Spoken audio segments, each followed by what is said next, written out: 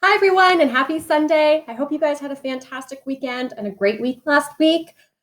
We are now finally seeing the end of the semester is here.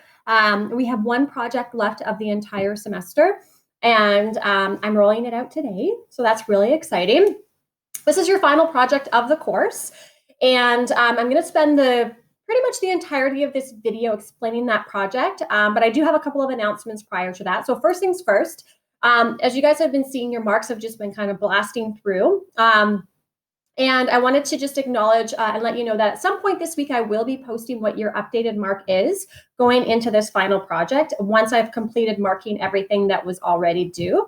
Now, this mark will be the mark going into this final project. So it could shift, obviously, depending upon how you do on this project.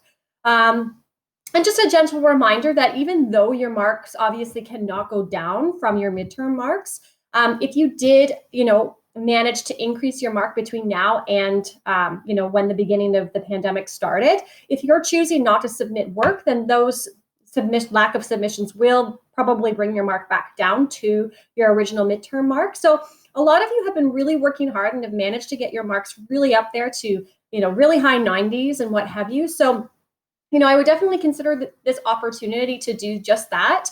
This is one last project. It's actually really fun, I think. And then we're really wrapping up the entire semester. So on that note, this project is due next Tuesday at 8 a.m. I cannot accept this project to come in any later than that. And that's because my report cards are actually due on Thursday at 8 a.m. That gives me very, very little turnaround to mark the assignments as well as then produce my report cards. And I have 2 other classes as well. So I'm just going to kind of say that this assignment is due on Tuesday at 8 a.m. and I cannot accept any late submissions from this, and I can't accept any late work after that time as well. And I hope you respect that it's just because I only will have 48 hours to complete the turnaround of all that marking, and while I'm trying to watch my toddler while I'm doing that. So if you guys can just respect that final deadline for me, I would really appreciate that. However, if you have any questions, you can email me. And again, you have all week to work on this. Now, next week, teachers have been told that despite the fact that our marks are due on the Thursday, we've actually been told we have to teach right up until the Friday. So next week, I will be posting a video and I will have a weekly breakdown, but I'm only going to be including a survey for you guys to complete. And it's really a debrief survey. I'm not going to be marking it. But I would really love it if you took the time to complete the survey. Really, it's just an opportunity for me to gain some information about how you felt the semester went with the virtual learning, because I think we all know that this pandemic is, going to ebb and flow over the next while. And so September may not look conventional in the way that school has always. We're not 100% sure what September will look like, but I would love to get your feedback on what you think could be implemented for students to make sure that it's a successful semester for everyone. So I will be posting that, and I'll talk about that next week in our weekly video. Okay, so let's move on to the most important thing, which is what our final project is. So as you can see in our weekly breakdown, I've given you guys all work periods this week, and then your final project has been posted here with that reminder that it's due Tuesday at 8 a.m. and no later. So the objective of this assignment is to interview an entrepreneur. So I'll bring this assignment up over here.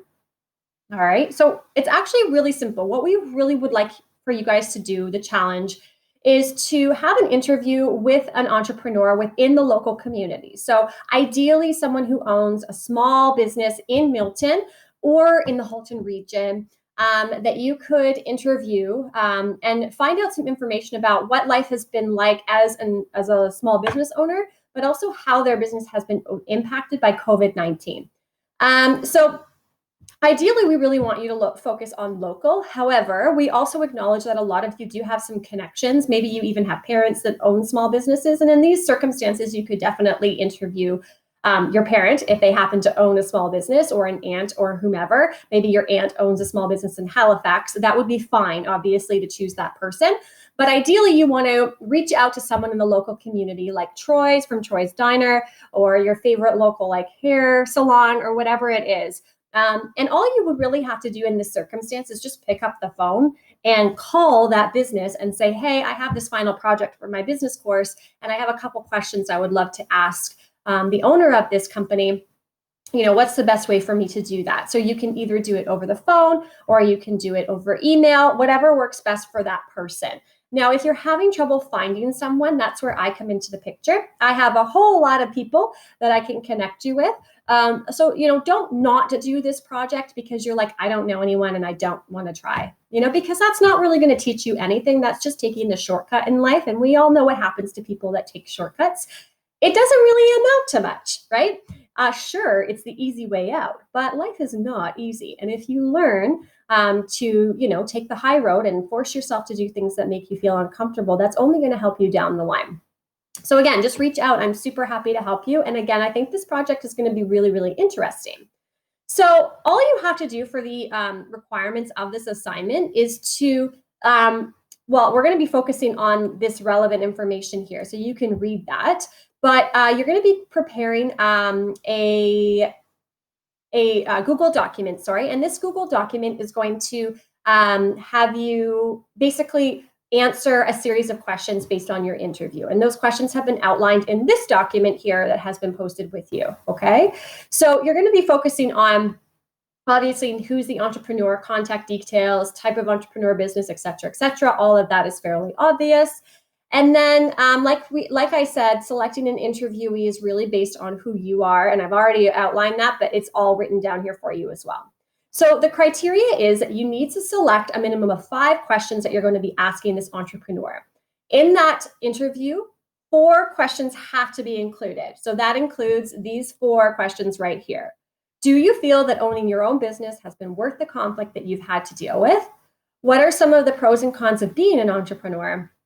What advice would you give an aspiring entrepreneur, and how has COVID-19 impacted your business?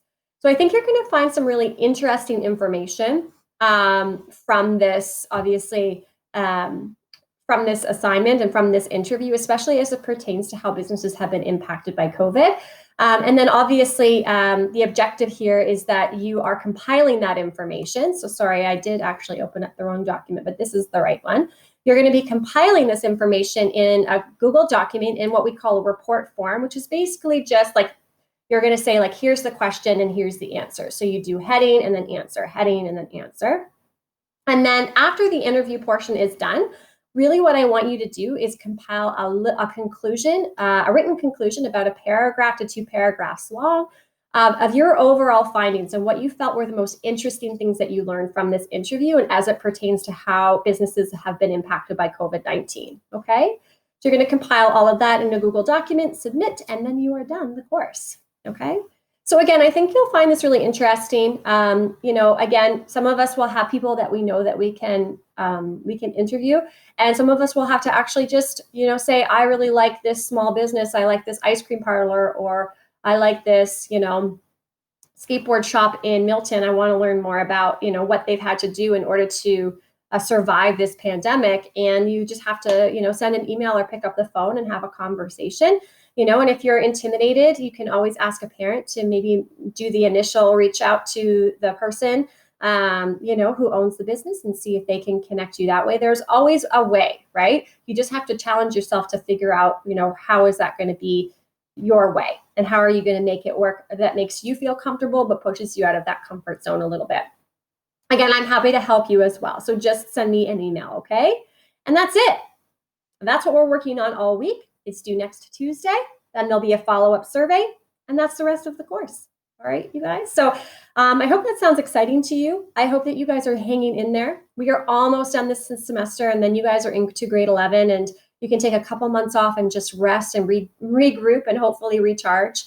And we'll all go into September facing the unknown, but, we'll be in it together, right?